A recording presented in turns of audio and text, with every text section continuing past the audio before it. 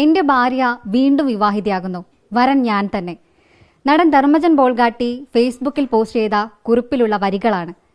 ആദ്യം കേൾക്കുമ്പോൾ അല്ലെങ്കിൽ ആദ്യം കാണുമ്പോൾ എന്താണ് സംഭവമെന്ന് എല്ലാവർക്കും തോന്നാം. ധർമ്മജൻ ബോൾഗാട്ടിയും ഭാര്യ അനൂജയും നമുക്കൊപ്പമുണ്ട്. കാര്യം ഇവരോട് തന്നെ ചോദിക്കാം.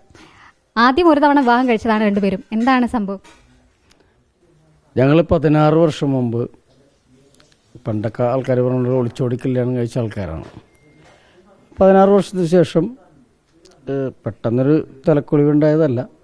നമുക്ക് രേഖകളും കാര്യങ്ങളും, നമ്മുടെ മക്കളൊക്കെ വലുതായി. ഇയാൾ 10ലായി, അയാൾ 9ലാണ്. അപ്പോൾ രേഖകളൊക്കെ വേണം, കല്യാണം കഴിച്ച രേഖകൾ വേണമെന്നുള്ളതിൻ്റെ ഒരു ചിന്തയിൽ നിന്ന് വന്നതാണ് ഈ ആശയം. അങ്ങനെ ഞാൻ പറയുന്നത്, ഇനിയും ഇങ്ങനത്തെ എൻ്റെ പോലെയുള്ള ആൾക്കാർ ഇഷ്ടം പോലെ ഉണ്ട്. ഈ രാജ്യത്തെല്ലാവരും ഭയങ്കരമായിട്ട് ആൾക്കാർ കെട്ടിച്ചു കൊടുത്ത ആൾക്കാരൊന്നുമല്ല. ഒളിച്ചോടിപ്പോയ ഒരുപാട് പേരുണ്ടാവും. ഒരു സെക്യൂർഡായിട്ടുള്ളൊരു ലൈഫ് ഇതിന് വേണ്ടിയിട്ടാണ് ഞാനിങ്ങനെ ഒരു തീരുമാനം എടുത്തത്. ചേട്ടൻ ആദ്യം എങ്ങനെയാണെന്ന് പറഞ്ഞപ്പോൾ എന്താ ചേച്ചിക്ക് തോന്നി? ഞങ്ങൾ രണ്ടുപേരും കൂടിയാണ് അങ്ങനെ ഒരു ഞാൻ പറഞ്ഞു, എന്നാലും രണ്ടുപേരും കൂടി ആ തീരുമാനം എടുത്തത്. അപ്പോൾ മക്കളെയും കൂടിയും ചേർത്ത് വെച്ച് ഒന്നുകൂടി ഫോട്ടോഷൂട്ടും സന്തോഷമല്ലേ? അതൊന്ന് ഈ പണ്ട് കാരണന്മാർ പറഞ്ഞ പോലെ അച്ചാർ വിളമ്പാൻ, പപ്പടം വിളമ്പാൻ പിള്ളേരുണ്ടാകുക എന്ന് പറയുന്നത് ഇവരുടെ സ്കൂളിലൊക്കെ അങ്ങനെ തന്നെയായിരുന്നു. അവരുടെ റെസ്പോൺസൊക്കെ അങ്ങനെയായിരുന്നു. അത് അവരോട് ചോദിക്കണം. എങ്ങനെയുണ്ടായിരുന്നു? അത് അച്ഛൻ്റെ അമ്മേന് വിവാഹത്തിൽ പങ്കെടുക്കാൻ ഭാഗ്യം ലഭിച്ചവരാണ്. എന്ത് തോന്നുന്നു? അപ്പോൾ സന്തോഷം ഉണ്ട്. പിന്നെ പറഞ്ഞ പോലെ ലക്കാണ് അച്ഛൻ്റെ അമ്മയുടെയും കല്യാണം കൂടാൻ പറ്റുന്നത്. സന്തോഷം. ഇവരിങ്ങനെ പറഞ്ഞപ്പോൾ നിങ്ങളെന്താ ആദ്യം പറഞ്ഞത്?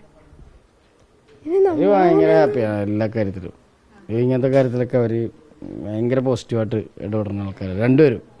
സ്വാഭാവികമായിട്ടും ഇങ്ങനെ ഒരു പോസ്റ്റ് കാണുമ്പം പെട്ടെന്ന് ചേട്ടൻ ഒരുപാട് കോളുകൾ വന്നിട്ടുണ്ടാവും. ഇപ്പോൾ സിനിമാ മേഖലയിൽ നിന്നും ഒരുപാട് പേര് തിരക്കിയിട്ടുണ്ടാവും. പിന്നെ ഒരുപാട് പേര് വിളിച്ചിട്ടുണ്ടായി.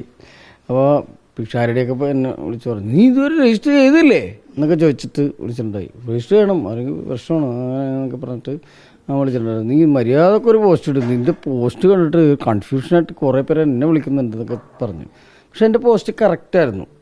എൻ്റെ ഭാര്യ വിവാഹിതയാവുന്നു, വരൻ ഞാൻ തന്നെ.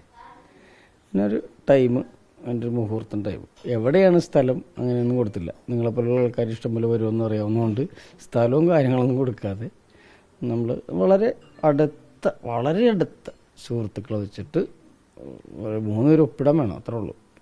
പിന്നെ വിവാഹം എവിടെ വെച്ചായിരുന്നു? കൊങ്ങൂർപ്പള്ളി ക്ഷേത്രത്തിൽ വെച്ചായിരുന്നു. കൊങ്ങൂർപ്പള്ളി ക്ഷേത്രത്തിൻ്റെ ഓപ്പോസിറ്റാണ് കൊങ്ങൂർപ്പള്ളി രജിസ്റ്റർ ഓഫീസ്. അപ്പോൾ നമ്മൾ നേരത്തെ കൊടുത്തിട്ടുണ്ടായിരുന്നു. 1 മാസം കഴിഞ്ഞപ്പോൾ അത് കറക്റ്റ് രേഖകളും കാര്യങ്ങളൊക്കെ ആയി.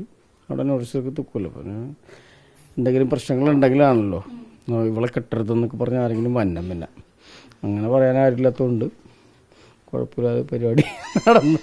അപ്പോൾ ആദ്യത്തെ വിവാഹത്തെ എങ്ങനെ ഓർക്കുന്നത്? ഒളിച്ചോടിയാണോ കല്യാണം? ഞാൻ പറഞ്ഞല്ലോ, ഒളിച്ചോടിയാണ്. ഒന്നൊരു ബുക്കിൽ ഒരു കവറിൽ അവളുടെ സർട്ടിഫിക്കറ്റും ഡിഗ്രി സർട്ടിഫിക്കറ്റും അല്ലെങ്കിൽ SLC ബുക്കും അത് വിധം ഒക്കെ ആയിട്ട് വന്നു, എടുത്തുകൊണ്ട് വന്നു. അത് ശരിക്കും തെറ്റാണ്. ശരിക്കും വീട്ടിൽ സംസാരിച്ചതാണ്. ഞങ്ങൾ 2-3 പ്രാവശ്യം സംസാരിച്ചാണ്. അപ്പോൾ അവരൊക്കെ ഗവൺമെൻറ് ഉദ്യോഗസ്ഥരാണ് എല്ലാവരും. അച്ഛൻ ഗസറ്റഡ് ഓഫീസറായിരുന്നു, ഞങ്ങൾ പോലീസിലാണ്, ചേച്ചി ടീച്ചറാണ്, അയാളുടെ വൈഫ് ഹെൽത്ത് ഇൻസ്പെക്ടറാണ്. അപ്പം അങ്ങനെ ഞാൻ മാത്രം മിമിക്രിക്കാരനാണ്. അപ്പോൾ എൻ്റെ ഒരു ലൈഫ് എന്താകും, എൻ്റെ ലൈഫല്ല ഇവളുടെ ലൈഫ് എന്താകും എന്നൊക്കെ അവർക്കൊരു ഇതുണ്ടാവുമല്ലോ. 2-3 പ്രാവശ്യമൊക്കെ ഒന്ന് ചോദിച്ചു, നടന്നില്ല. അപ്പോൾ ഇവക്ക് വേറെ താല്പര്യമില്ല. ഇവളെ കുറേ ബ്രെയിൻ വാഷ് ചെയ്യാൻ നോക്കി, നടന്നില്ല. എൻ്റെ കൂടെ പോന്നു, വലിയ കുഴപ്പമില്ലെന്ന് തോന്നണം. ഇന്ന് നിങ്ങൾ ഓർമ്മിക്കുക ഈ വിവാഹത്തെ ആയിരിക്കുമോ? അല്ലെങ്കിൽ ഈ വിവാഹം ഭയങ്കര വേറൊരു ഓർമ്മയായിരിക്കും. അന്നത്തെ ഒരു ഓർമ്മ വേറൊരു ഓർമ്മയായിട്ടും ഈ ഒരു ഓർമ്മ 2 കാര്യങ്ങളാണ്. അതൊന്ന് രണ്ടാമത്തെ കല്യാണം കഴിക്കുക, അത് പിള്ളേർ കൂടെ ഉണ്ടാകുക എന്ന് പറഞ്ഞാൽ വേറൊരു സന്തോഷമാണ്. ആദ്യത്തെ കല്യാണത്തിന് ഇവരില്ലല്ലോ. രണ്ടാമത്തെ കല്യാണത്തിന് 2 കുട്ടികൾ, വലുതായ കുട്ടികൾ കൂടെ ഉണ്ടാവുക. അവർക്ക് അച്ഛൻ്റെ അമ്മയുടെയും കല്യാണ ഫോട്ടോ കാണുക, അച്ഛൻ അമ്മനെ താലി കെട്ടണ കാണുക. അത് ഭയങ്കര അപൂർവ സൗഭാഗ്യമാണ് വേറെ സംബന്ധിച്ചത്. എനിക്ക് വേറെ കെട്ടണമെന്നാണ് എനിക്ക് ആഗ്രഹം. പക്ഷേ അവളെ തന്നെ കെട്ടി. പിന്നെ ചേച്ചിക്ക് എന്താ തോന്നുന്നത്? സന്തോഷമുള്ളൂ. കുഴപ്പമൊന്നുമില്ല, സന്തോഷം. വീട്ടുകാരെ ഈ കല്യാണത്തിന് വീട്ടുകാരെല്ലാവരും അത് കൂടുതൽ സന്തോഷം. മറ്റേന്ന് വെച്ചാൽ ടെൻഷനും വീട്ടുകാരില്ലല്ലോ എന്നുള്ളത്. ഇപ്പം അവരുടെ സമ്മതത്തോടു കൂടിയും കൂടെ അല്ലേ, അപ്പം പിന്നെ വേറൊരു സന്തോഷമാണ്. അമ്മക്ക് ഇത്തിരി വയ്യായികയുള്ളതുകൊണ്ടാണ് അമ്മ വരാഞ്ഞത്. അമ്മ ഇത്തിരി വയ്യായിക ഉണ്ട്, വരാനും പോകാനൊക്കെ പഠിക്കാനൊക്കെ. ഞങ്ങളുണ്ട് കൂടെ, പുള്ളിയുണ്ട്.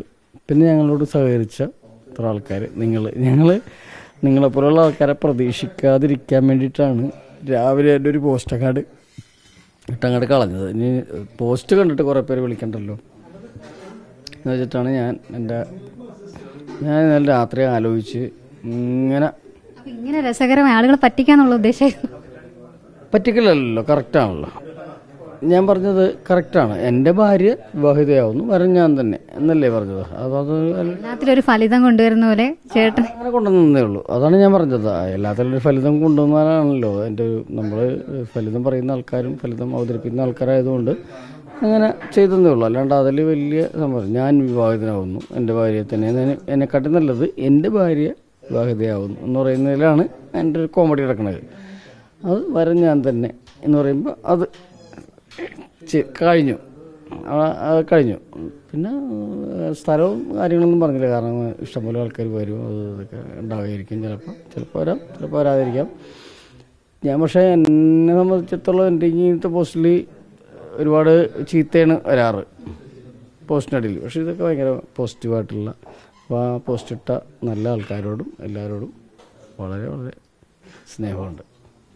വിവാഹം രജിസ്റ്റർ ചെയ്യുക എന്നതായിരുന്നു ഇവരുടെ ലക്ഷ്യം. ഇതിനു മുന്നേ വിവാഹം കഴിച്ചപ്പം അതൊരു ഇങ്ങനെ ആഘോഷമായിട്ടൊന്നും നടത്താൻ കഴിഞ്ഞില്ല. അപ്പോൾ വിവാഹം രജിസ്റ്റർ ചെയ്യാത്തവർക്കും വലിയൊരു സന്ദേശമാണ് ഇവിടെ ധർമ്മജൻ ബോൾഗാട്ടി മുന്നോട്ട് വെക്കുന്നത്. രണ്ടുപേർക്കും അല്ലെങ്കിൽ മക്കൾക്കും ഇനിയും മുന്നോട്ടേക്ക് ഇവരുടെ ഫുഡ് അടിപൊളിയാണ്. നമുക്ക് ഫുഡും തന്നിട്ടുണ്ട്. അപ്പോൾ എന്തായാലും ഒരുപാട്, അതായത് ഇനിയും മുന്നോട്ടേക്ക് ഒരുപാട് നല്ല നല്ല സന്തോഷ നിമിഷങ്ങൾ ഇനിയും ഉണ്ടാവട്ടെ എന്ന് ആശംസിക്കുകയാണ്. വീഡിയോ ജേർണലിസ്റ്റ് ഹണി തങ്കപ്പനൊപ്പം reporter Anjali Sreejitharaj, in reporter, Kochi.